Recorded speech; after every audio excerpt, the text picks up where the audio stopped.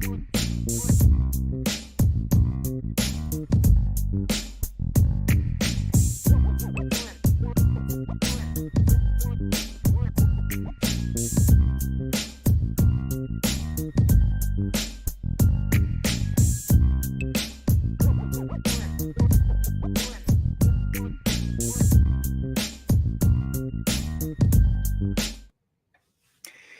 we are. There you are. It's IB Nation Sports Talk. Hope you're having a good Monday so far. Better than Vince and I are having. We were just commiserating right before we got things Yours started. may be worse than mine. I attempted to cut the grass today, and my lawnmower won't start. I thought you were doing that last week, like right after the rain came through or It's something. a once-a-week job there, Sean Stiers. I don't know what you're talking about, but Well, I don't know what day it was we talked. I get everything's all screwed. Maybe it was, I know, right? Was Tuesday the last time we did a show together? I think it was because you and yeah. Jesse had to switch and everything. Yep, so. and it was Tuesday that I mowed the lawn, and here we are again on Tuesday. I guess we did Friday today's Monday. Together. We did Monday. Friday together, but it would have been Tuesday, I think, that you probably mowed. So today's Monday, and it's growing like a weed out there, man. It's like I gotta cut down that jungle. Yeah, I'm pushing mine a little bit this week because we're doing vacation next week. Jesse will be here house sitting for me, but he's doing other stuff and like actual work. And just say it, he's useless. So I need to cut the grass. Well, there's that too. Yeah, I mean, he's gone a long time without having those kind of outdoor duties, going to college and then living in an apartment. Right. I went to the dentist today, but my daughter's got an appointment I've got to take her to tomorrow as well. So we've got back-to-back dentist days, and I got some fillings. I've decided this. Like, do you go to the dentist fairly regularly? Every, twice a year. Okay, so you've been going. I do now. What's your cavity situation? Like, how long did you go in between? Like did you have a long stretch? 10 years. That's not quite as long as actually my initial. I probably went more than 10 years, and then I didn't really like the dentist. So I stopped going to him, and then I went to a new one, like probably 6 or 7 years later, something like that. Yep. This is what when I first, broke my string of however many years, I didn't have that many cavities, right? I just brushed twice a day, did my thing. We all probably need to floss better. I don't know how you are with the flossing. No, I'm terrible about it. But since I've started going, I've got this string. I'm getting cavities filled all the time. I think the dentist thing is a scam. I think you're better off leaving the tartar on your teeth. I think it protects your teeth because now I've got more cavities. It's like it's a vicious cycle. You go to the dentist, they clean your teeth, it takes all the stuff off. They want to tell you about fluoride. I think you're better with tartar than fluoride. I had fewer cavities. After 7 years of not going to the dentist, I had fewer cavities than I've got them all the time now. Like I said, I didn't go for like 10 years. And it's because, I tweeted today a retweet of the two old men in the balcony, and I know you saw it. Uh-huh. I get compared to them a lot, which is fine. It's totally acceptable. And I got pissed one time, and I stopped going. And it was like 10 years. And yes, and that Luke, that's one of the reasons right there. I feel so judged. I didn't have this hygienist today, but the one that I usually have, she's just all up my stuff, man. It's like, give me a break. I know. Man. Yes, I know. Exactly. And that's another reason. But I was scarred as a kid. Like literally, I had one of these incidents where the dentist chased me around the chair because I didn't want the needle, right? And I heard this kid crying today. The next room over, I was like, I feel for you, kid. Like, right? The crying was a little annoying after a while, but it's like I remembered back to when I was a kid. I'm like, I know exactly what I'm not going to judge. I know exactly where you were. I was told by the hygienist, dentist, whatever, that a lot of people have one or the other. They either get cavities or they have like super sensitive, like bloody gums, like one or the other. Yeah. I fall under the category of the super sensitive bloody gums. I have never had a cavity in my life. Ever. And Jesse, he'll be on tomorrow. When he was in high school, he got a filling and he didn't want the needle so bad. he got the filling without the shot. He just Whoa.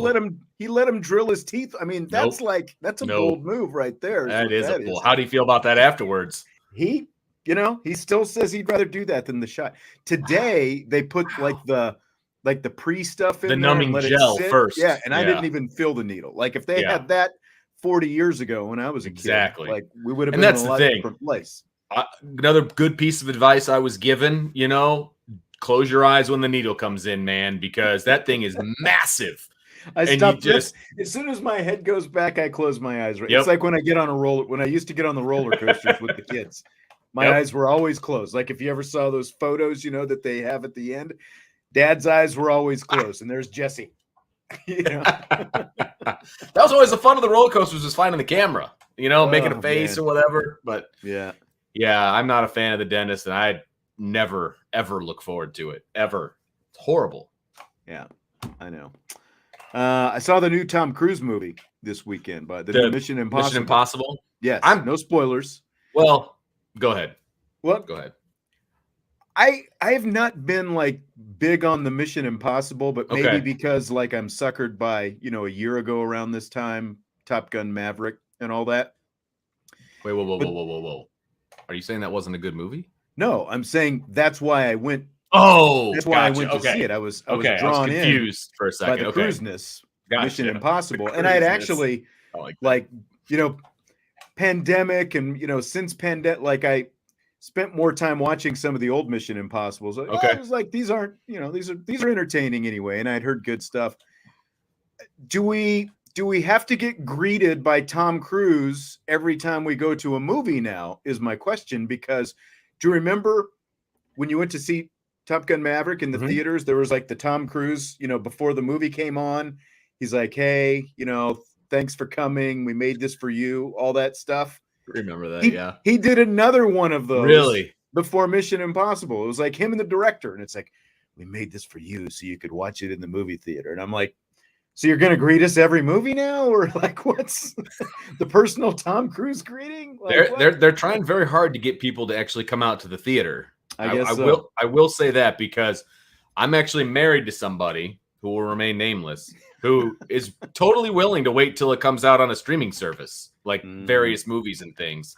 I'm the complete opposite. I want to be in the theater to watch, eat my popcorn, enjoy the surround sound, the whole deal. Like I don't have especially the big action movies and stuff like that. I don't have a home theater where I can get immersed in the movie.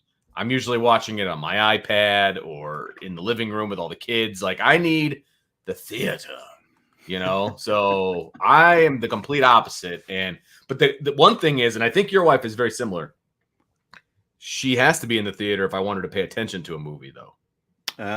That's my wife will definitely get up and start doing dishes and house. It drives me nuts. And then come back and ask a boatload of questions. It's like, pause. Like it's horrible. Yeah, for sure. Mm-hmm. And that movie was like more than 2.5 hours, I think, but it went by pretty quickly. It was it was a nice pace, and it was had some humor in it and a lot of action, obviously, because it's Mission Impossible. But you're right. Sucked me in. I don't think I've seen any of them, to be honest with you. I think the first one came out when I was in high school, so that tells you how long this franchise has been going. Here's one spoiler. Okay. Emilio Estevez dies in the original. In case you haven't seen it, 25 years ago. It's like Emilio Estevez dies within the first 20 minutes. I think it would have been like nice. It would have been kind of cool to have Emilio attached to these, because like Ving Rhames and Simon Pegg have been in just about everyone since then. But like, it would have been nice. It would have been kind of cool if like, what's Emilio Estevez doing otherwise? Right. Mighty Ducks movies. That's about like, it. How many Mighty Ducks movies can you find? They're all adults now. It's not going to work, but Let's talk some Notre Dame football. What do you think? Now that we got our dentist and lawn mowing and Tom Cruise. Are you going to go see Oppenheimer? Because that one looks really good. I'm thinking about it. Okay. Saw the previews for that while I was there. And it struck me a little bit more than I thought it would. Just by seeing those previews. I want to see Indiana Jones and I want to see Oppenheimer. Those are the only two on my list right now. We were talking about Indiana Jones when it came out. and because of the length, she didn't want to see it. And Mm, then maybe if you and I can find some time, we can go do that at some point. that might have, because nobody in my family has any desire. Like, I couldn't get Dylan Yeah. into the franchise. You know what I mean? And like, Right. there was no way the Crystal Skull was going to do it. So I've heard this one's better. So maybe you and I need to do that. Not a bad idea. It's going to be a little while though, since we got all That's true, kinds of because you other got stuff going vacation on. and all that fun That's stuff. right. So That's right. Let me see. Let me star a couple questions up here. Somebody, Maris Leofau is our cover boy for today's episode. I don't know if you saw that. I did not.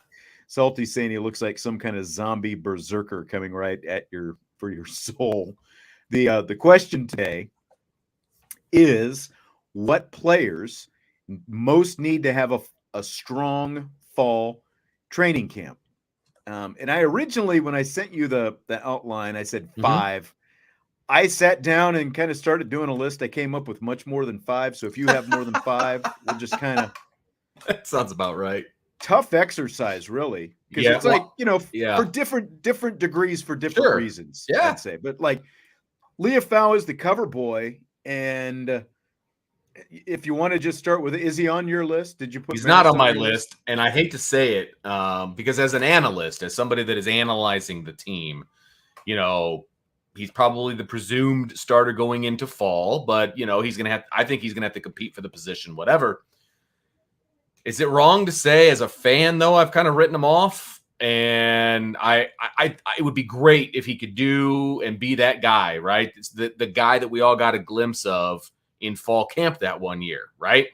Was that 21 at the beginning of the 21 season? Like, if 2 years ago, if he could be that guy, that'd be great. I don't know if it's going to happen, and so I'm already kind of looking down the barrel of the next wave. You know what I mean? And so I did not have him on my list because I don't think it's going to happen. I've got him just because, he played the most snaps of anyone on the defense last year. And I mean, obviously, if he's going to continue to play, like if you look right now, the traditional defense that they roll out there, JD Bertrand is the Mike. Leofau, at least during the spring, was still the number 1 will linebacker, but Jack Kaiser played, as we've talked about plenty on this show before, I think his strength is more playing will than Rover. And you're bringing in Thomas Harper from Oklahoma State. We saw some sub packages last year where they played more nickel. Like, do they morph this defense a little bit so that nickel is more the base than than even having the Rover out there on the field? So you get more of JD Bertrand and Kaiser out there together, and maybe Leofau subs in a little bit, and then you've got more of Thomas Harper on the field, and then obviously you have your dime pack, all those different things. Sure. If it's a traditional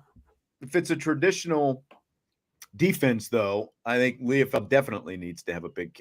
Well, I think most people would say that, but how does Al Golden see it? How does Marcus Freeman see it? Like who's pushing that button? Between all this experience and some of these guys behind him. Like where Jalen Sneed fits in, and I think we are going to see some of Jalen Sneed. But again, like, is that going to be more sub package stuff, or can he find his way on? Like, again, if it's a more conventional where you've got all 3 linebackers out there, I think some of that's as much as players, what the scheme is going to be is going to dictate some of this stuff for the defense, obviously specifically. No, absolutely. I think that there's going to be 5 linebackers that are going to see significant playing time right off the bat. Now, what that ends up looking like once the games start is anybody's guess. And I'm obviously taking the Navy game out of there because sometimes the personnel in the Navy game is completely different than anything we'll ever see the rest of the year. So once they get to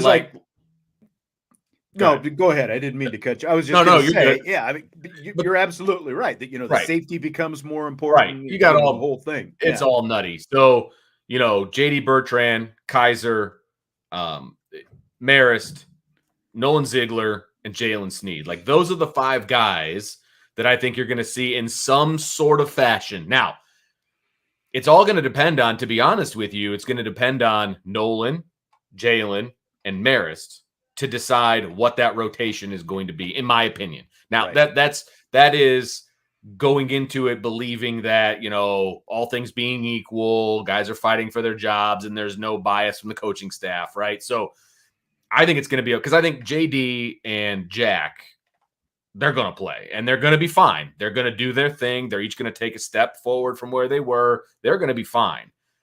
What are the other three, and what does that rotation look like between those three?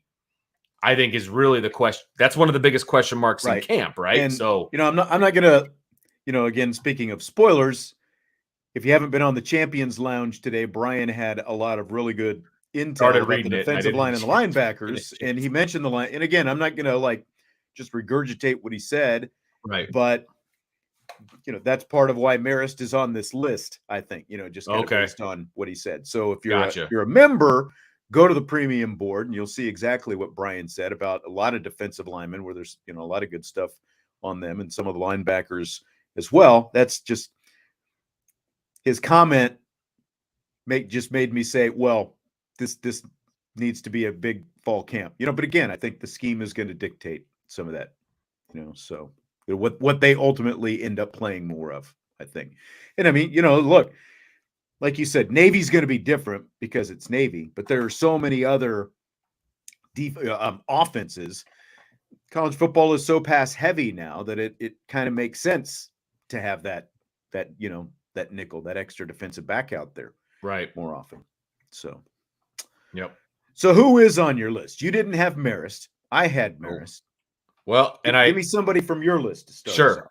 And I ranked them, but I could put these in any order. You know what I mean? To keep myself organized, I did it 1 through 5. I started to, but like I said, and I kept it at 5 on, with us. Right. And then I just went da-da-da-da-da-da. And it's like, man, there's a pretty good amount of guys out there. So my first one, I completely cheated. And I have a group of guys, and a group as in 2. And I kind of did that as well. I was like, should we, we could have just made this position battles, the way it ended up. Right. But because I don't know who this is going to be, I did make it a group. So whoever, this is my number. So I ranked them. This will be my number 5. Okay. So I put backup quarterbacks. One of those 2 guys, whether it's Minchie, whether it's Angeli, somebody needs to step up and just stranglehold the number 2 quarterback position. I honestly don't care who it is. I have no dog in the fight for a backup quarterback, right? But somebody needs to be the true number 2 guy. And I think whoever that is, one of those 2 guys needs to step up, because look, there's no quarterback competition. The quarterback competition is for the number 2 spot, right? Exactly. So I need to know who that is. And you're going to have all fall camp to rotate through the number 2s and figure out who that guy is. But somebody's going to need to take a step. And so I've got them at number 5. And that's why, to me, because I thought about that as well. I'm like, well, is it Angeli? Is it Kenny Minchie? Between them, who is this bigger? Because Angeli is a year older, and Minchie, and then obviously with Carr coming in next year, I think that this is a huge fall camp for Steve Angeli. It's one of the last chances I think he's going to have it, to really make an impression. So that's why I think it is really big for him. Can he show that, at least coming out of camp, that he is the guy, like if Sam Hartman goes down, that he deserves to be the guy who's one snap away from getting out there on the field. You know what? That's a really good call, because this preseason camp is going to be a precursor to spring of 24, fall of 24, and what kind of transfer they're going to go out and get, and if Steve Angeli is even going to be here, or Kenny Minchie for that, whatever, right? Because I think it's going to put the writing on the wall for whoever loses the number 2 quarterback battle and goes into the season as number 3. Now, if it's Kenny Minchie, I think that's to be expected, right? And so I don't think he'll jump ship right away, and he'll still want to battle for that spot. But if Steve Angeli is number 3, does he start to think, okay, well, I don't know that I'm ever going to make it, and so I'll play out the season, and then I'm going to be looking at my options, right? So what is that going to look like? So this could be the first step to figuring out what 24 looks like. And I know the coaching staff is worried about 23, and they should be, right? And that's what we should be worried about. But if you're Gino Guidugli and Jared Parker, especially, right. you got to know. Your eye has to be on that. Absolutely. That's at least in the back of your mind. If not 50-50 part of the deal, because like you said, Hartman is going to be number one. It's how close are Steve Angeli and Kenny Minchey, right. I think, especially by the end of camp. When they wrap up camp and they go into game prep week, they have to know who number 2 is going to be, and that's that's why I think it's huge for Angeli. And they do, again, like they have to be kind of logging that, I think, for future reference as this season goes on. King Steve. Boyd, says we need Steve this year. Absolutely, you need Steve Angeli. You need him moving forward too. And I would be upset if he left. But put yourself in Steve Angeli's shoes. If he loses out on the number 2 competition this year, right, and he's number 3, and he goes into spring as number 2, essentially, right, because Hartman would leave, Carr comes in to assume that number 3 role going into spring. And then it's a competition, right? If he's not where he wants to be and he wants to play college football, what do you do?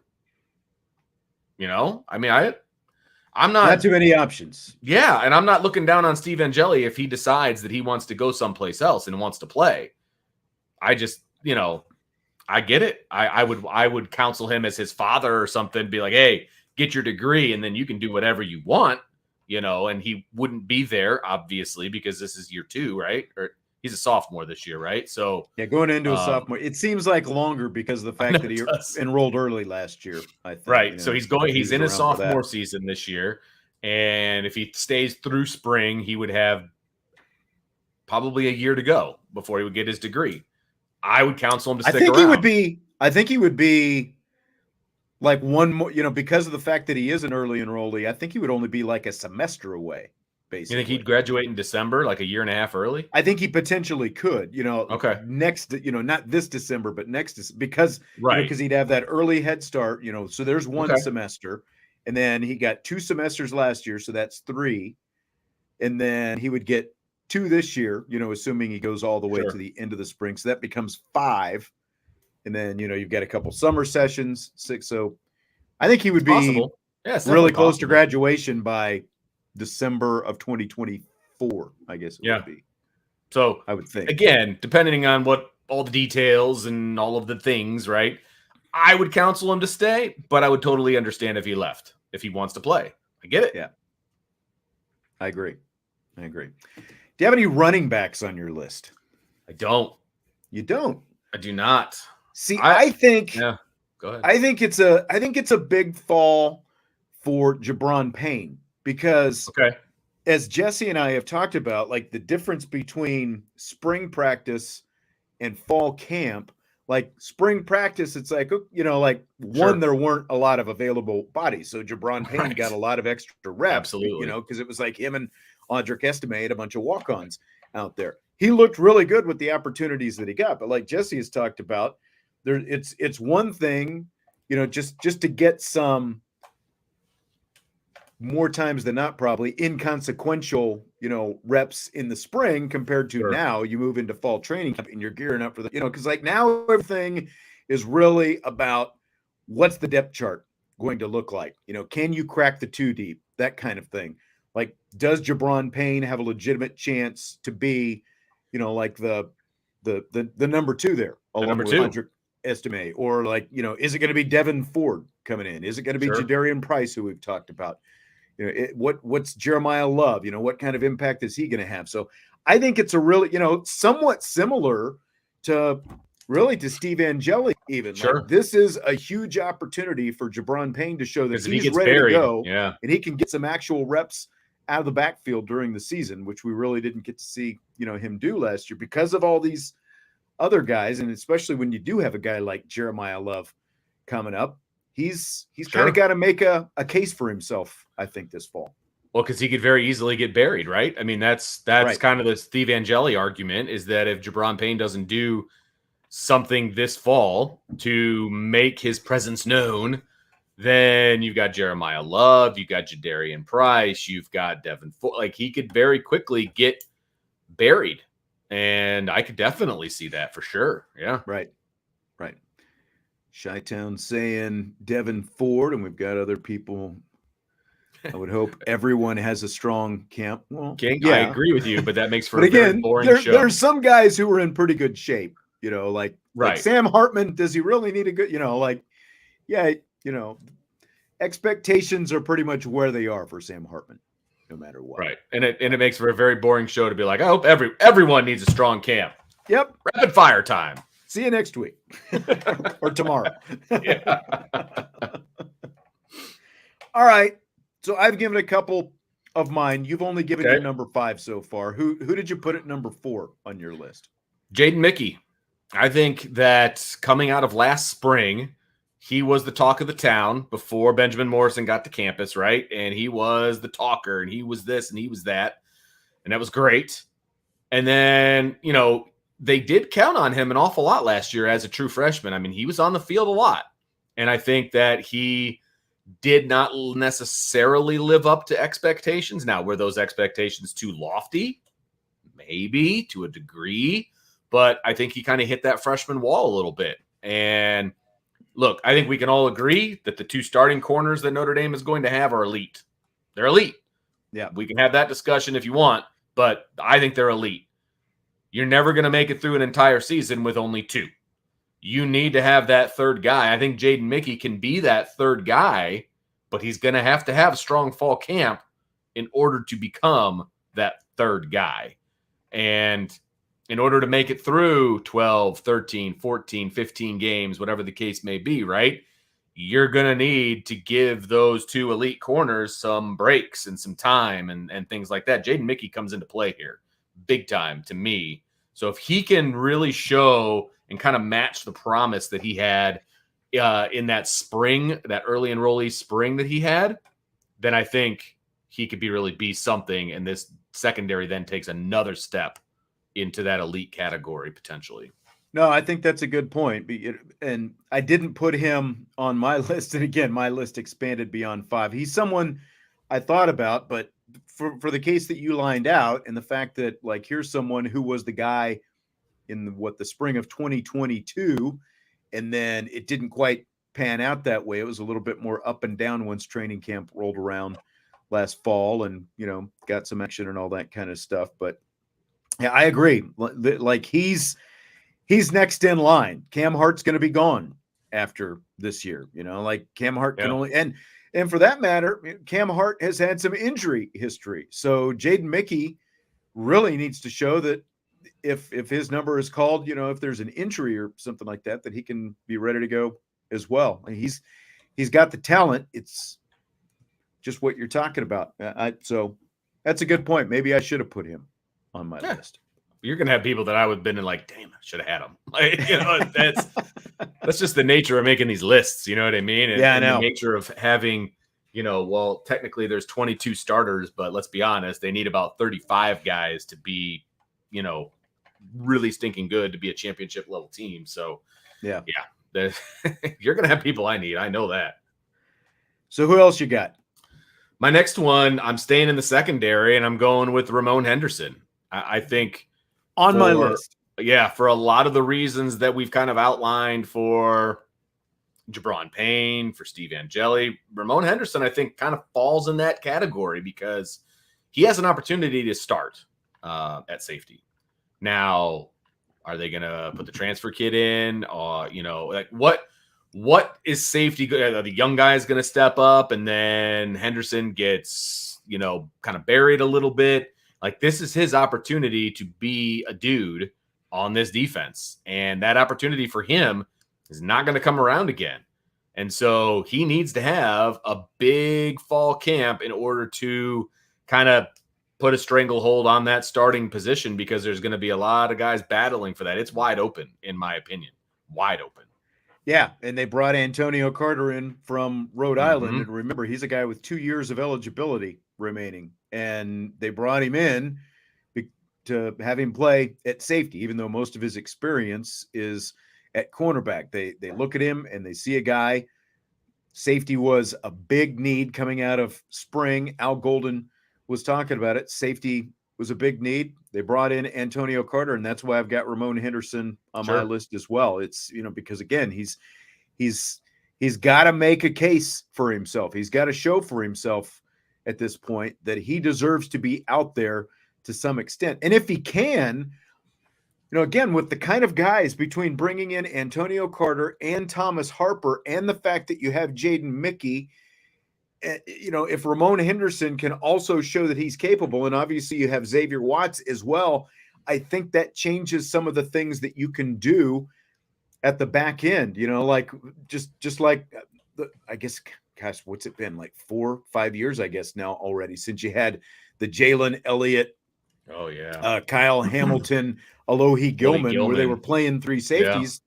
Safety became, especially when you added Kyle Hamilton, obviously, but safety became a strength of the defense, and that's why they played three so much that season. There were some people who didn't quite grasp that going into the following year, when it was pretty much Kyle Hamilton and other guys trying to figure it out. And that's kind of gradually what that position has become since Kyle Hamilton left. It's like, it's amazing how far off, like when you think of the peak with those three guys a few years ago to where it is now, like there's some talent there that just hasn't figured it out. And that's why Ramon Henderson, again, both for his right now and for his future, he needs to have a really strong camp, I think.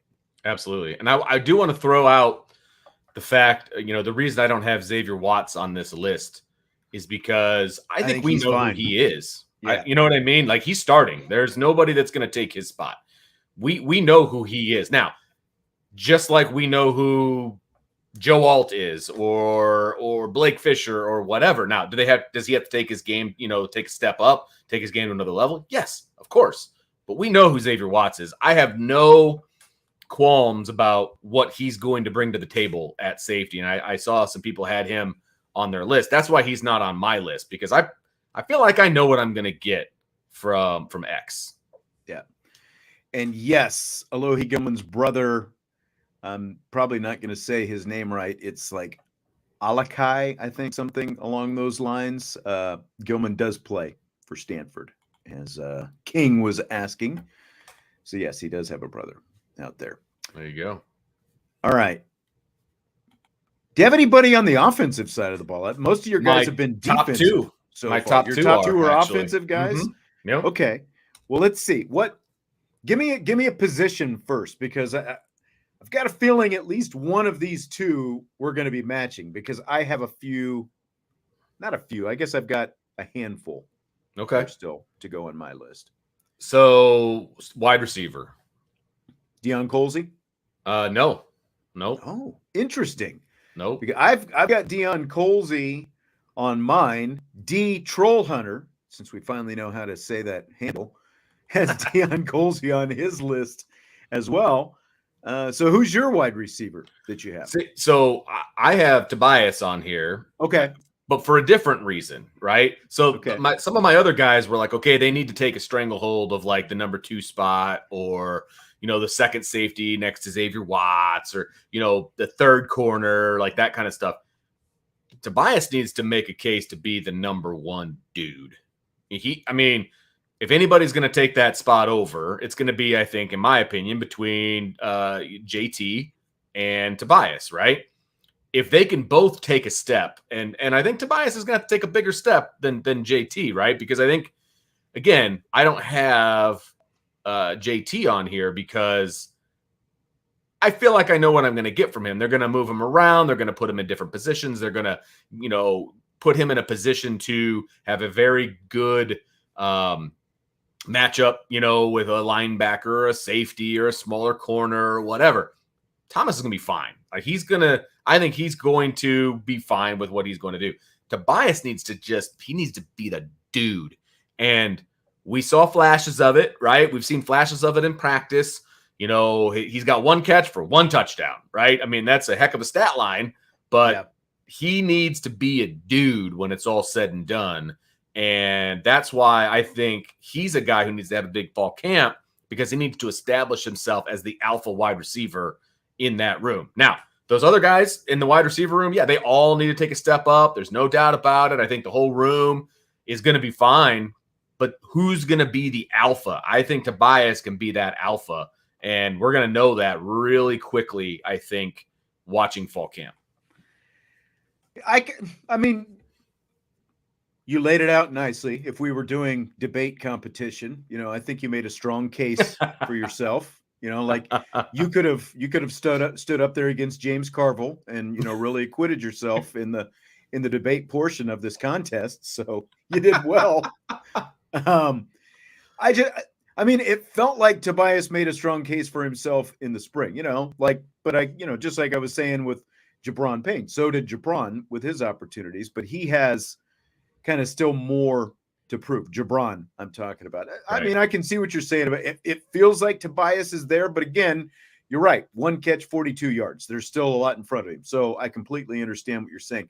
I think I put Deion Colzie on my list because, like the guys that it feels like Tobias has the Z locked up. But, I mean, you definitely do want to see sort of more to that case. Like he's out there day in and day out proving that he is the number one guy. I get that. Sure. Like I feel like guys like Jaden Thomas, Chris Tyree, and Jaden Greathouse compared to Deion Colzie, like Colzie is more that X. Those 3 guys, are that F, but they have more position flexibility. So like Deion Colzie could conceivably be kicked out by Jaden Thomas, out there at X, whereas you're going to, keep Chris Tyree in the, again, sure. Because I think those guys have more position flexibility.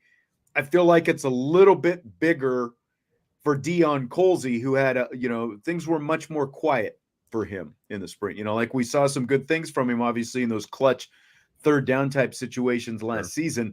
But I feel like he needs to kind of show that he can continue that climb and, show that without a shadow of a doubt, especially with these young receivers coming on behind him, that he still deserves to be out there. He needs to make a case for himself, I think. Yeah, I like it. I think that's he needs to make a case for himself from a depth perspective, right? Because if he shows up and he kind of hits his talent level where it should be as a junior, right? Because I believe that's what he's going to be, a 3rd-year kid, then this becomes an even deeper wide receiver room. And you don't have to count on the freshmen as much as you think. You know what I mean? Like, right. I feel like, Colzie, his time of being the alpha is obviously not. I don't think that's going to be the case. And I don't think that's what you're saying.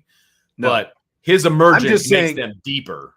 Right. Can he be more than just like a role guy? Sure. If that's like 3rd down, like, can he be a guy who's on the field for what, like at least 60 to 70% of the snaps? Because it feels like Tobias, Jaden Thomas, and Chris Tyree are all guys who are going to, who should be on the field probably 80% plus snaps. Right. Like who, between Colzie, Greathouse, Braylon James, Rico Flor, like those kind of guys, like can Colzie kind of stay above the fray and show that he needs to be out there more than just a couple, handful of snaps a game, that kind of thing. Absolutely.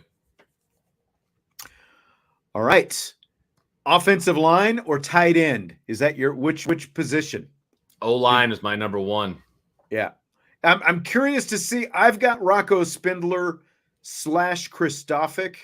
Like Kristofic came out of the spring ahead at that position at right guard. I saw this question that I start up in the chat. Where did it go? Salty was asking, does Billy Schrouth need a strong camp to secure a starting spot? I feel like he is pretty much the lock there at left guard. Yeah, I think he's locked that down. Yeah, he just needs to be himself. He just needs to be steady and be himself. His talent is overwhelming. He's the starter at left guard. There's no doubt about that in my mind. So yeah.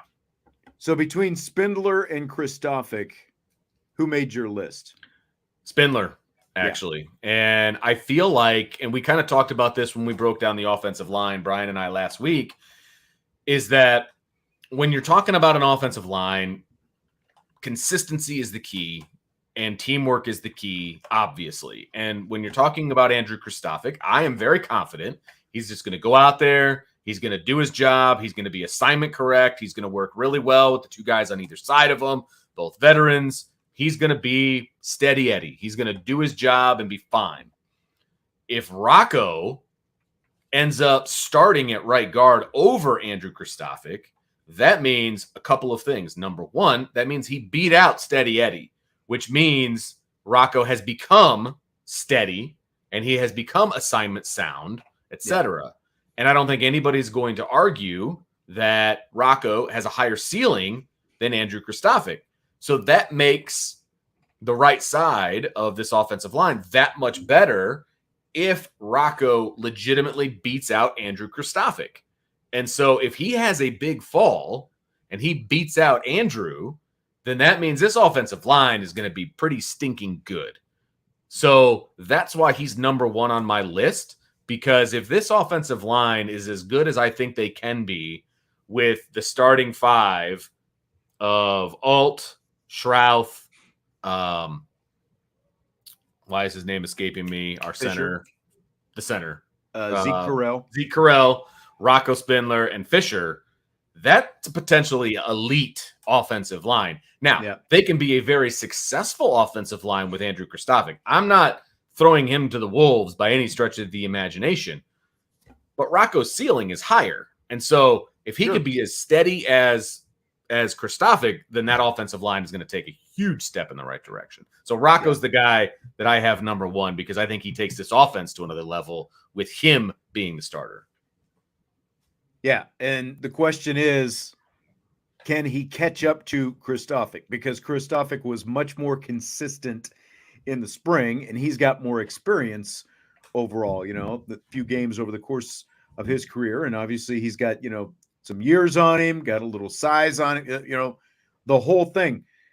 And that's why, and I completely agree with everything that you're saying about Rocco Spindler, but that kind of also makes it a big fall camp for Kristofic at the same time, because if Spindler is showing that, he's getting close to what you're talking about, can he now overtake him? Can Kristofic continue to improve enough that he stays ahead of Rocco Spindler? Because he's waited his time and he's shown that he's good enough to be out there and be the guy right now. So can he hold Rocco Spindler off? So that's why I think that it's also a big fall camp for him. I could see it. That's my list. So what do you got left? Yeah. What do you have now? I only have a couple more. I find it curious that we haven't mentioned Jalen Sneed, and really, I think I saw Sneed's name come up maybe once in the chat the whole time, and that was early on when we started off talking about a little bit of linebackers. Like I feel like it's, again, this is a guy who I think we're definitely going to see in some pass rush situations, some package type stuff.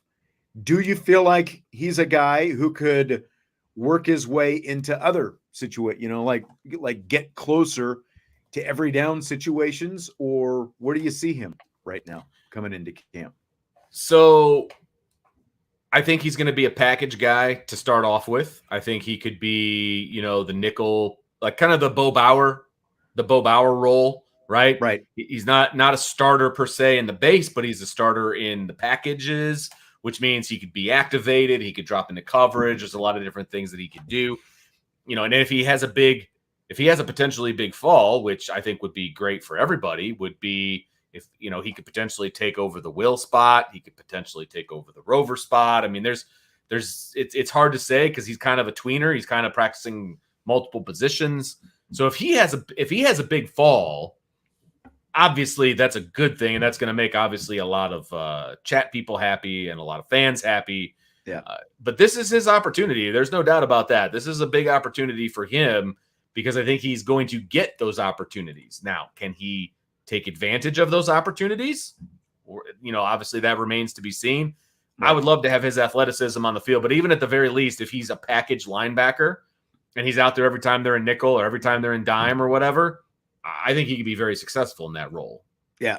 And I would be very fine with that. But, Me to too. have an athlete like that out there in those kind of, like compare him to Bo Bauer. Like if he's inheriting sort of the Bo Bauer role right now, that's a pretty big Yeah. jump in the kind of athlete who you've got out there in those situations. So I think that would be a very good spot for him.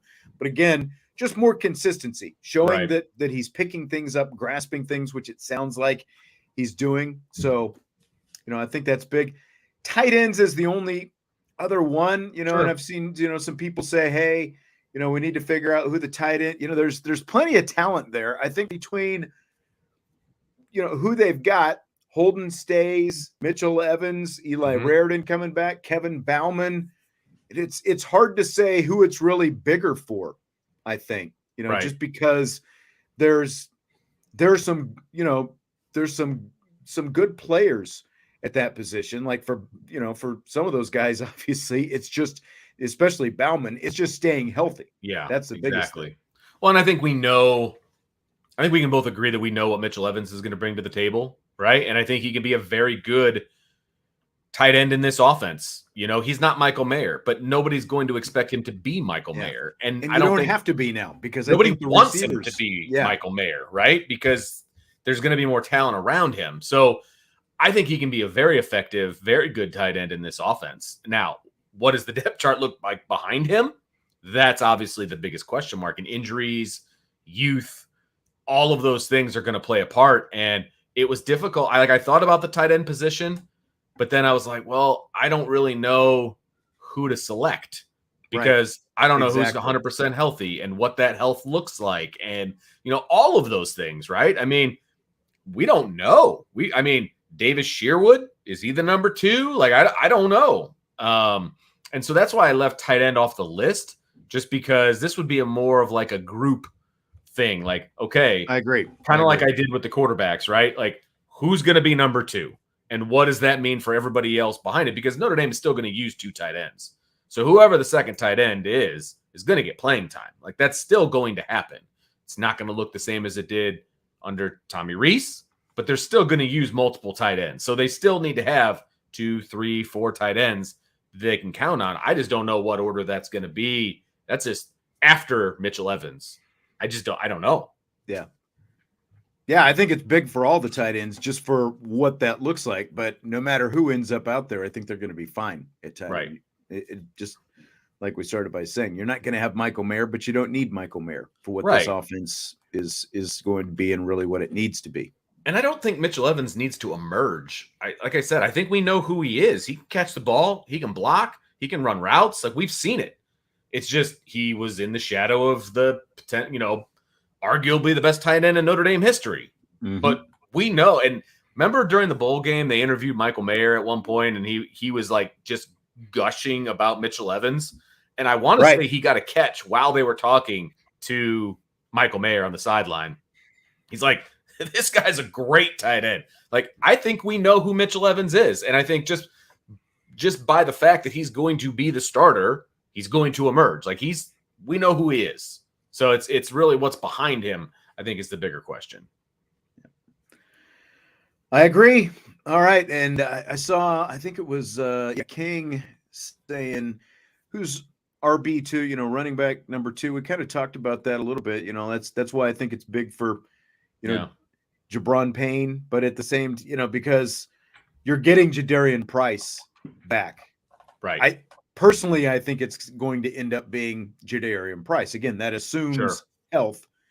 I think that's who it's going to be, because that's who it would have been last year. It would have been Price ahead of Logan Diggs if Price were healthy last year, at least coming out of spring. That's, exactly what it looked like. So I think that's who it's going to be. Again, that's why I think it's a big, why Jabron Payne needs a strong camp. And I mean, Devin Ford kind of needs one to an extent as well, because he's the new guy here. And so I think it's going to be really, really interesting to see what that running back situation looks like. I think whatever the combination ends up being, they're going to be fine at running back. You know what you've got in Audric Estime, and you've got some other really good talent to play alongside him back there. Right. Absolutely.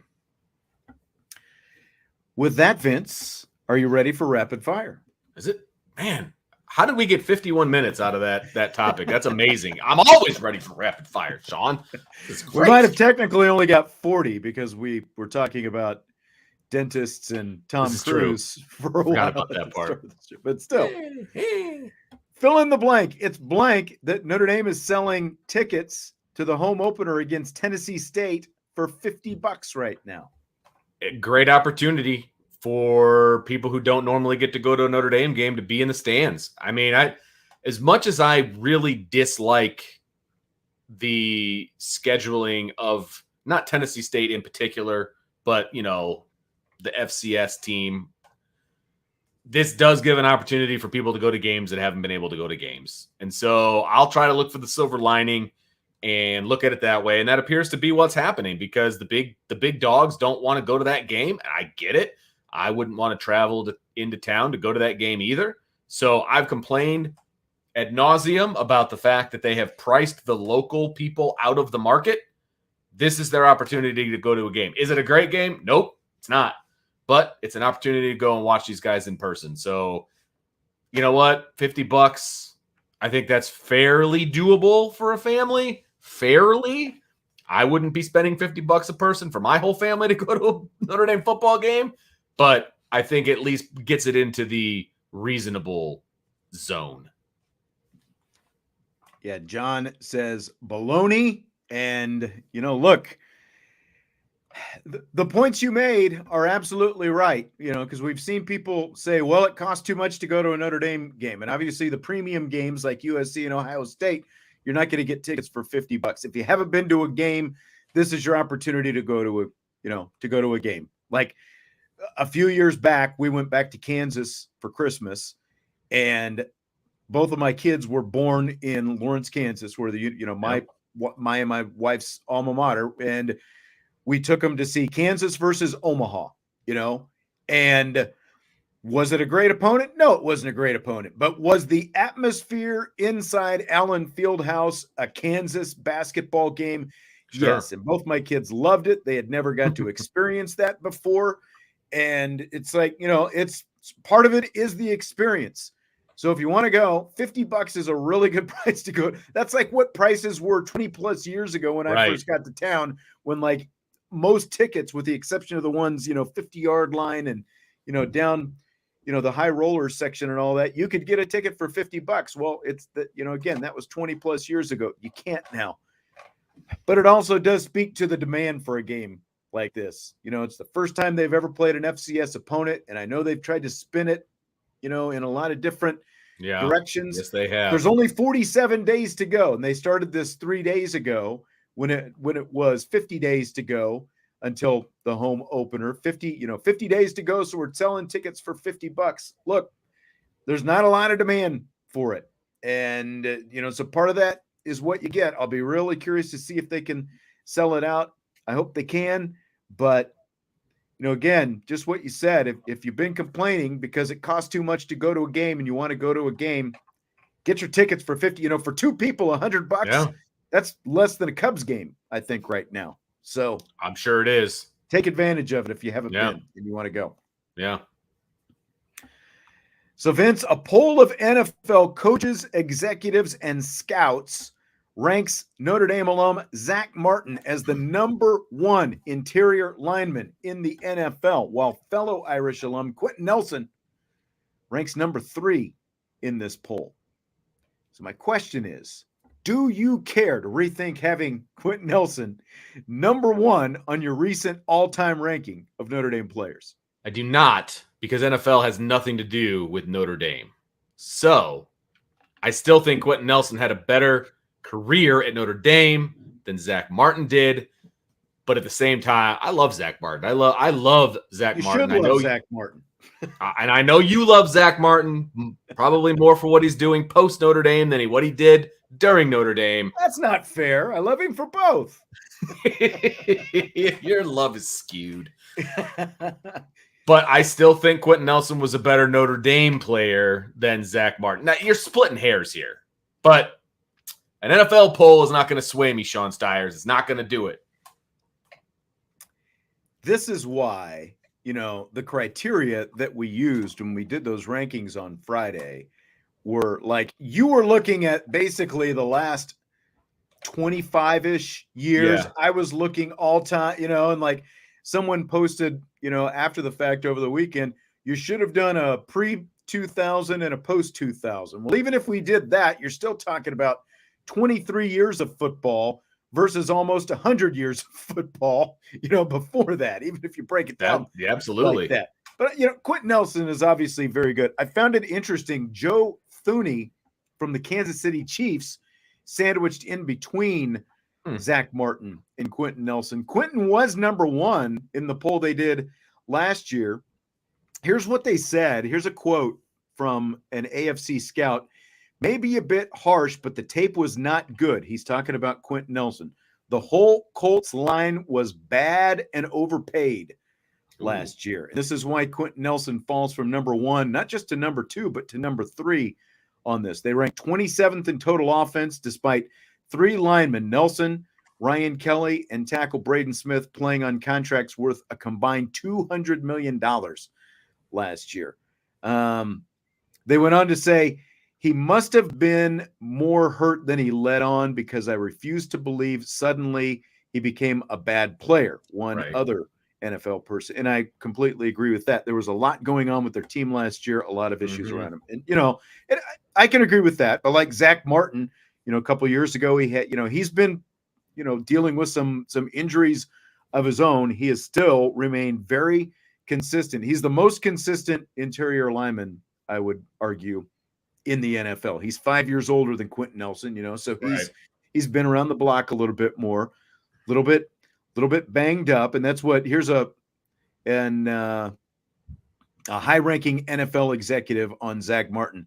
He's maybe declined physically a little bit due to age, but he's so smart and so instinctive that he makes up for any physical shortcoming. And I think that that's probably the difference between, Zach Martin and Quentin Nelson. Like Quentin Nelson impresses everybody because of the sheer size and some of the, just behemoth type, like all the, like the gift type plays and stuff that he makes. Like Zach Martin doesn't have a bunch of those that show up, but he's just so technically sound, and the experience that he has, I think, puts him ahead of so many other guys. I think, again, like because he doesn't have that sheer mass that Quentin Nelson has and some of the pancakes and stuff like that, he doesn't jump out and impress a lot of people the same way. But when you sit back and look at him, I think he's given up one sack in his entire, career so far. So he's doing pretty well. Argue with it. You can't argue with the success that Zach Martin has had. He is an all-timer. He's a Pro Bowler.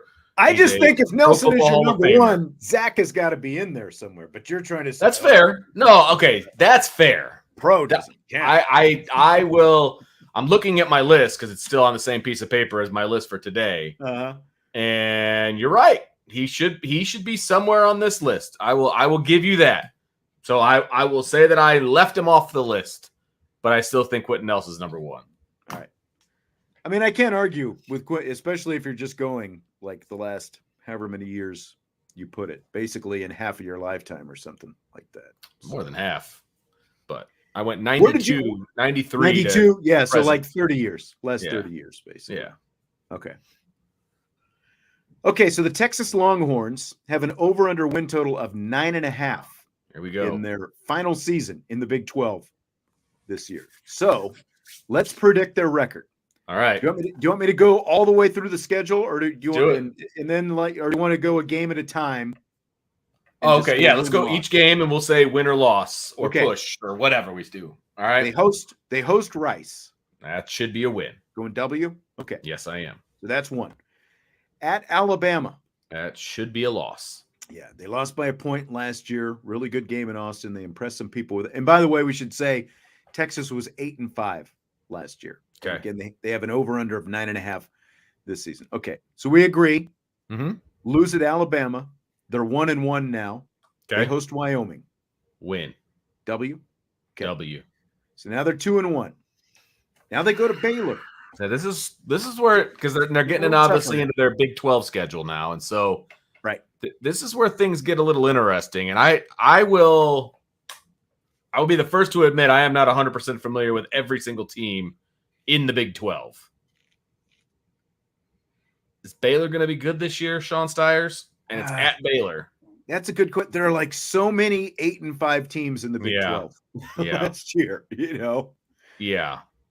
And what Dave Aranda and Baylor is going to be year in and year out. They're basically equal with Texas right now. They really shouldn't be equal with Texas, but this is kind of a toss-up. So do you want to call this one a toss-up? We'll call this one a push for now. For now. Push.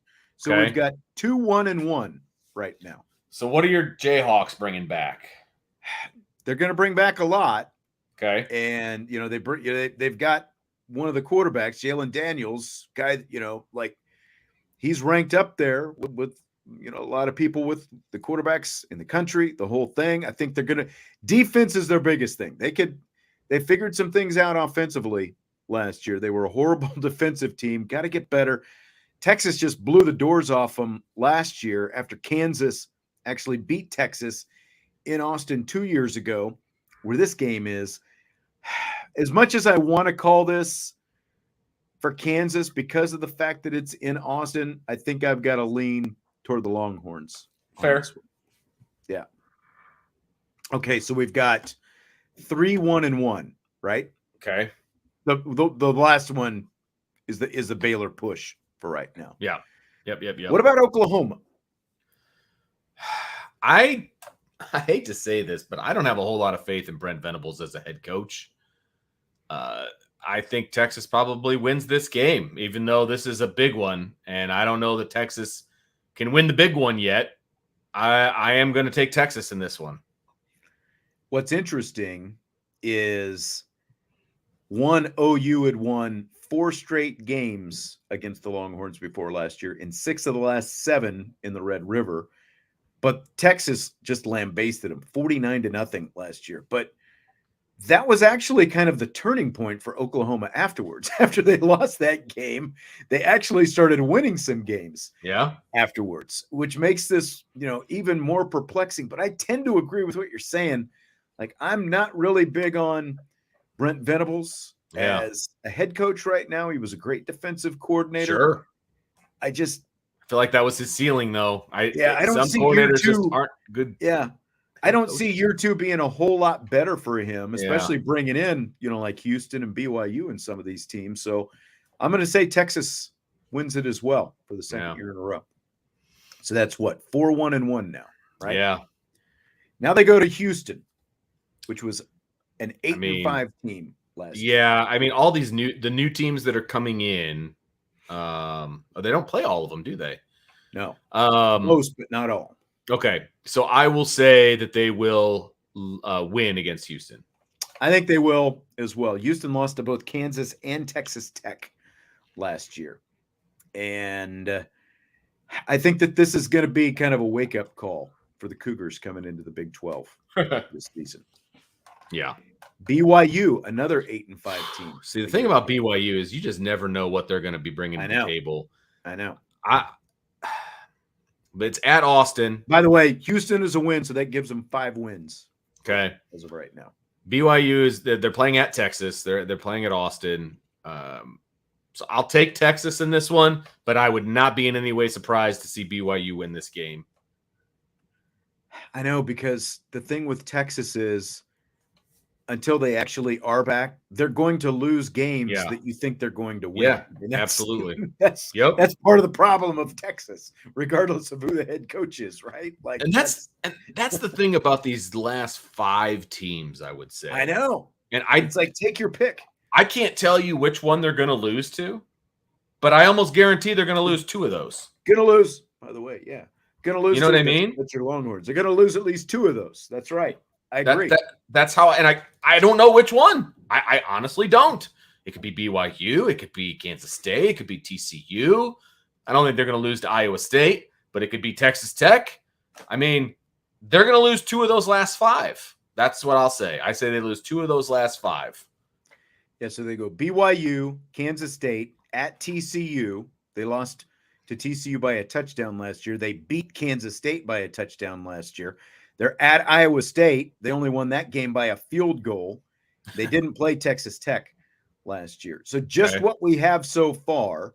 So we got to, let me see. So let me go recalculate this. 1-1, 2-1, 3-1, 4-1, 5-1, 6. So now they're going to lose 2. So they're 6-3 with 2 games remaining plus the push. Ooh. So basically we've got if they've lost 3 games now at this point, they're going under 9.5. Right. We've got them at 8-3 with a toss-up game. That's where we're at, right? Yeah, exactly. And, so even if they win that game, they're not getting to 10, and the over/under is 9.5. Correct. I see them as I see them as a 9-win team. I do. Now that we go through it, I think they're a 9-win team, and I think I would take the under there. Yep, and I would feel pretty good about it. Feel the exact same way. Yeah. Yep. I love doing the full exercise. James says BYU has you holding your breath. It's it's like, well, you're not a Texas fan, obviously. That's right. So the Packers and Colts have the 3rd fewest losses over the last 20 years of any team in the NFL, but they've each won just 1 championship. As a fan, would you be okay with that? That is a crazy stat to me, first of all, because Peyton Manning hasn't been with the Colts in quite a while. So right. they've been just throwing quarterbacks at the wall and seeing what'll stick, and they've been enough to win regular season games. They don't really win in the playoffs, whatever. The Packers have had 1 quarterback basically that entire time. He's just not good enough to really win them a championship. They won 1, obviously, within there, but not consistent. And they've lost so many home games. What's crazy is like last week, NFL Network, they've been replaying a lot of the, conference, NFC, AFC championship games and stuff like that. They were replaying Seattle, Green Bay in the conference championship. I believe it was 2013. Okay. It was the year, and I'm sitting here watching it, and the Packers are up by like 2 touchdowns in the 4th quarter. And I'm like, hold it. Because it's, I just turned it. I'm like, Packers didn't go to a 2nd Super Bowl, did they? And sure enough, here comes Seattle. That was the year Seattle ended up winning their Super Bowl. They came back, went to overtime. It was actually a great 4th. Like Marshawn Lynch had a classic Marshawn Lynch, a couple runs in that 4th. But yeah, to your point, it's like Aaron Rodgers, they're forever. And we've kind of talked about this before. The Packers had Aaron Rodgers and Brett Favre for 3 decades. Only won 2 Super Bowls. 1 for each of them. Didn't go to that many more. Right. On top. Yeah. And it's funny. Irish Shytown says, as a Bears fan, absolutely. I get that. I see where you're coming from. Like if you're a Notre Dame fan right now. That's very similar. 1 championship, like that's kind of where Texas is right now. They've got their championship. It's been 18 years since their championship season. But Texas fans are pretty aggravated right now, pretty frustrated with where they've been. But would you take that? Would you take that trade-off? Take a championship. See, that's the thing. Like win a lot of games, but yeah. Notre Dame has won 1 championship in 46 years, right? Is that good enough? 35. It's 45. If you go back to their last one, like if you go back to 77. Okay. So you know what I mean? Like they've won 1 in that big chunk of time. That's what I'm saying. True. Okay. Yeah. So that's terrible. That would suck. I would hate that very much. And I hate it as a Notre Dame fan. It's not good enough. And I would not be okay with that as a fan because look, I tried to think about this as a Cubs fan, right? Where I feel like 1 championship in my adult life felt pretty freaking good. And that will supply me for quite a while, but they were losing all the time during the regular season. They weren't it wasn't like they were making the playoffs over and over and over again and just losing. You know what I mean? So it's different when you're the lovable losers, right? It still hurts to lose. Don't get me wrong, but Packers fans have been in the playoffs all the time. And they've got 1 Super Bowl to show for it in that amount of time. Here are the top. How many teams is this? 1, 2, 3, 4, 5, 6, 7, 8. Top 8 teams. This is over the past 20 seasons. Okay. Of course, the Patriots have the fewest losses. The Steelers, followed by the Packers, the Colts, the Eagles, the Ravens, the Seahawks, and the Saints. They all have one championship. And then you get back to the next team, Kansas City. Of course, they just won their second. So it's like very thin. In the NFL, the margin is very thin. Like, I wouldn't have thought that the Colts had that many wins, that few losses. Me neither. But like you said, because of the fact that it's 20 years, most of that goes back to when Peyton Manning was the quarterback. And then you had a couple good seasons when Andrew Luck was the quarterback. And, like we were just talking about Quentin Nelson and that offensive line, just a couple of years ago, the Colts were operating and, like they were a quarterback away from being a championship team. And that's why they tried to plug that 3 years in a row with different quarterbacks. Look at where the roster is now. Yeah. Like, it's really fallen off in a pretty quick amount of time. Yeah. But it's amazing. As a fan, I think that would be like, you would take the championship for sure. But to be that consistently good, I think that it would be more frustrating to be that consistently good and only have the one championship than to have some of those so many miserable seasons, and then get spoiled with a championship and then, kind of fall back below the mean again. So I think it would be really frustrating to be that good that long, but only have one title to show for it. It's like, I'm not even frustrated as a Bears fan because I go into the season with like zero expectations. You know what I mean? I mean, I would love for them to win a championship. Would love it. But I just don't see that being the case anytime in the near future. And so when you go in with zero expectations, it's hard to get let down, And as a Packers fan, they go in with expectations of the Super Bowl every single year. They do. Right. They're like Notre Dame fans. And they're not being rewarded for that. That would be incredibly frustrating. It would be. Yeah. James says he wishes he could remember the 88 championship. He was born in 1980, so he's right around your age. Were you also 80? Yeah. That's what I thought. Last 3 days, but still counts. Well, but and then he says he's a Cowboys fan, and yes, he is frustrated. Join the crowd. Even though I'm wearing my Houston Oilers throwback shirt today, as people know, I am a Cowboys fan, and it is frustrating, but at least I can remember those three championships. Unlike Jesse, who was born right afterwards. And Father David, by the way, said, "Love the Oilers t-shirt." And somebody was kind of giving me a hard time about this. It's like, can you be a Cowboys fan and have an Oilers t-shirt? The only reason that I'm wearing this, one, I always like the Oilers uniforms. I always love the oil blues. Derek, and the powder blue, and the whole thing. And two, they're no longer, a team anymore. That's true. That's why I feel like I can go back and do a little, retro Houston Oilers. I think it's like, it'd be one thing if Tennessee still had the oil derrick on the side of the helmet. But you want to know something sad, Sean? What's that? I hate the Oilers uniforms because they are the same colors as my high school rival. Ah, that's true. And I just can't get past that. And red. Yep. I can't get past it. So, this is where I'm at. Good call. Good call. Didn't think about that. Indy Cheat Sheet wants to know how you feel about the September 23rd weekend, Notre Dame versus Ohio State and Bears versus Chiefs.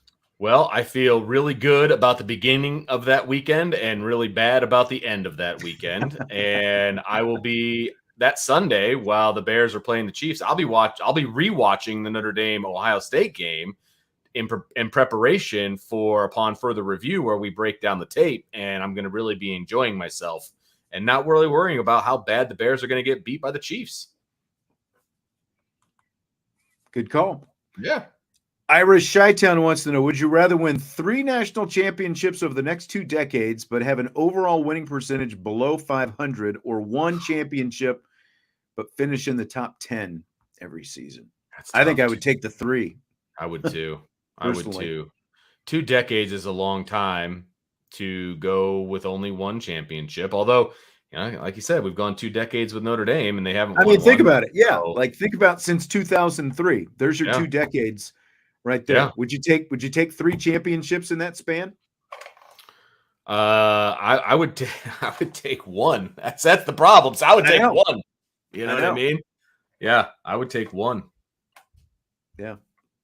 That's tough, Yeah, man. I would definitely take the 3. I mean, Yeah, I would too. some of those, if you're below 500 overall, that means you've had some really bad seasons. And it also means, especially in college, that you're going through some coaches. No one's going to last that long. So it's like multiple coaches will be building it up in the whole thing. It would be like if Charlie Weiss won one, and then probably Brian Kelly won 2, because there was no way Bob Davie or Tyrone Willingham were going to put together a championship team. No, so, they could barely put together a shopping list. It would be like if Charlie won one in 2006, BK won one in 2012, and then won one of the 2 times they went to the playoff in 18 or 20. So, boy, we'd be feeling a lot different about Notre Dame, wouldn't we? Seriously. We'd also still have Brian Kelly, though. So, and therein lies. King wants to know, what's the importance of playing in Ireland? Are we recruiting there? No, we're not recruiting football players in Ireland unless you're talking about football as in soccer. And look, the importance is it's fun for the kids. I mean, what's the importance of the women's basketball team playing in London? It's a cool experience. Paris. I'm sorry. Excuse me. Paris. Like, it's a cool experience. That's the importance. They're not, Neil Ivey isn't recruiting French basketball players, my guess. But it's a really cool experience to take your team to Paris. So absolutely, that's what it is.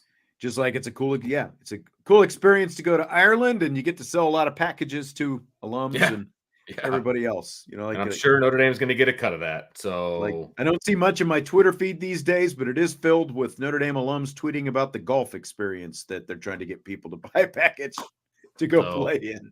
There you go. There you go. Yep. Andre says, I believe the coaching staff needs to turn it up 5 levels. This will help the players with their confidence. Thoughts? Turn it up. What does that mean? Turn it up 5 levels. I know, Andre, you probably haven't been to a practice, but they are pretty intense, the coaches, when they're at practice. If they turn it up too far, they're all going to have heart attacks and die. So I don't know that I would want them turning it up too much. And depends on your definition of turning it up. I don't know how that really helps Notre Dame's confidence level.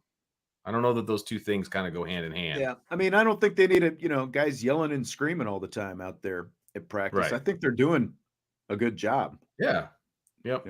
The intensity level is just fine at practice. It's really not a worry that I have. No. Concur. So I'm going to get one more question in here tonight. Philip Rivers and his wife are expecting their 10th child. Unbelievable. And the cassette tape is actually making a comeback, apparently. There are some current recording artists who have begun releasing their albums on cassette tapes once again. What do they have in common? Well, here's my question, Vince. Which is more likely? You and your wife add to your brood, the D'Addario household, or you would have the ability to actually play a cassette tape if I gave you one today? As in, do you have the means to play a cassette tape if I gave you a cassette tape right now? I was confused by the question because I thought you were questioning whether I would know how to use one. Like if I gave one to my son. Know how to use one. Okay. But what I'm saying is, in your house or even a car, I don't know how old your car is. Right. Would you have a way to play a cassette tape if I gave you one? See, look at this. You've actually got some cassette tapes. I'm impressed. These are from my days of, having cassette. There we go. How about the Temptations? Nice. That's my style right there. Okay. So got some good stuff in here. And so I was like, does he really think I never used a cassette tape before? But it's funny. I told my wife about this question. And of course, she immediately took offense to the fact that you would even ask me that. That I'm asking if you're having more kids.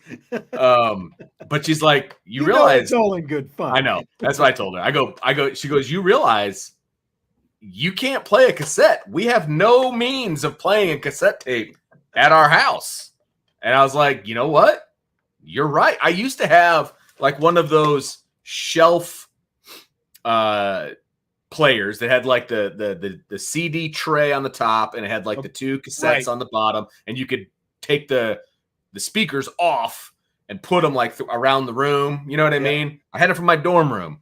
And had like a cassette deck on the front kind of thing. And it finally petered out, and I got rid of it probably 5 or so years ago. I have no ability to play a cassette in my house. I have no ability to do it. So these are like bookmarks. Like these are paperweights apparently now. Yeah, I've got like a whole like stack of cassette tapes because like that's how, back in the day, that's how we used to record, like when we were doing live games, calling Notre Dame games and stuff like that. They would record on cassette tapes. I remember. And, obviously at some point, things went to digital. We had the ability to do digital back then, but we didn't have enough memory, I don't think, on the computer, like to keep any of it. So like I've got all these cassette tapes of like old games and stuff like that. And I do have, because I bought it specifically so I could like, dub it into a computer if I needed, to keep it. I do have like one of those. It's like I had one when I was a kid. It's just like, like underneath, like it's like yay big, like that, it's like a big rectangle, that. Oh yeah. That and the door pops open and you put it in. Yeah, and like you can plug in your little microphone. Oh yeah. Whatever. Oh yeah.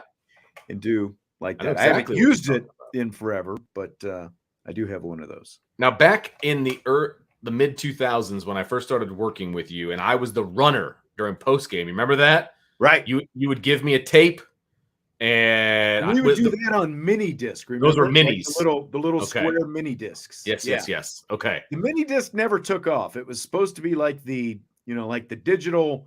It was basically a small CD inside plastic casing, and you put them in this. People thought that the mini disc was going to take off, and it just never did. It was just easier to do like a digital recorder and transfer the audio.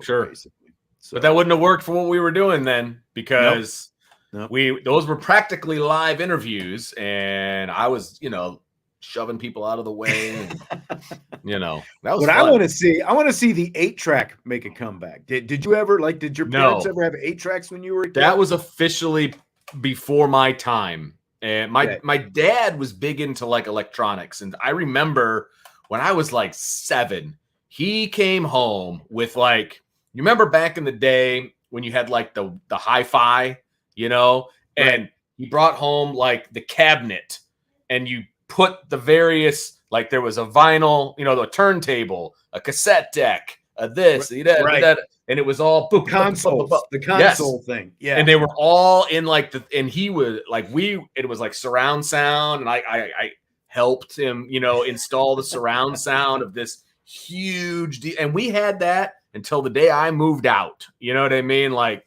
that thing was state of the art at the time, and we're talking like mid to late 80s, right? And so I think he ditched the 8-track long ago. Yeah, I actually want to start doing some searching and see if I can, because my dad, Father David says, I remember when I was a kid, I found a Supertramp 8-track. I thought it was an Atari game and was super pissed that I couldn't play it. Yeah, like Supertramp. My dad had like, Simon and Garfunkel and Jim Croce and CCR, and all his like Waylon and Willie and all that kind of stuff on his 8-tracks. I think he still has like a whole drawer full of 8-tracks really in his house back in Kansas, but no way to play them. We had like, he had like what you're talking about. We had like like the record player, and might have had a cassette deck. I know it had an 8-track that, like that whole. Yep. But then he also had like this one of those little portable things like you would take to the beach and stuff like that. You pop in the 8-track. Oh yeah. With the batteries and all that kind of stuff. But he's got a lot of good tunes on the old 8-track, but no way to play it. right now. Right. Right. Exactly. I guess I've Yeah. got no way to, like, I was just looking through that and I was like, there's some good music in here. And I've got no way to play it. Yep. Disappointing. I remember popping in my cassette tape into my Walkman and cutting the grass, like with my Walkman out there, jamming along. Oh, yeah. Those were the days. That's what I remember, like popping the tapes in the Walkman back in the day. And then like when it was like freezing cold outside, like it would, like the batteries, everything would go sluggish and it would start going in slow motion. Yep. Yep. Oh, the good old days, the good old days. Mm-hmm. All right. Well, I think that's going to do it for tonight. We have pretty much run the gamut with everything that we talked about tonight. Beautiful. And I can smell French toast. We're having breakfast for dinner. You can smell what the D'Adarios are cooking. I'm excited about it too. Tell her I apologize. Didn't mean to pry, like with the It was great. It was pretty funny, actually. All right, hit the like button on your way out, and of course subscribe, rate, and review, and we will talk to you tomorrow on Aviation Sports Talk.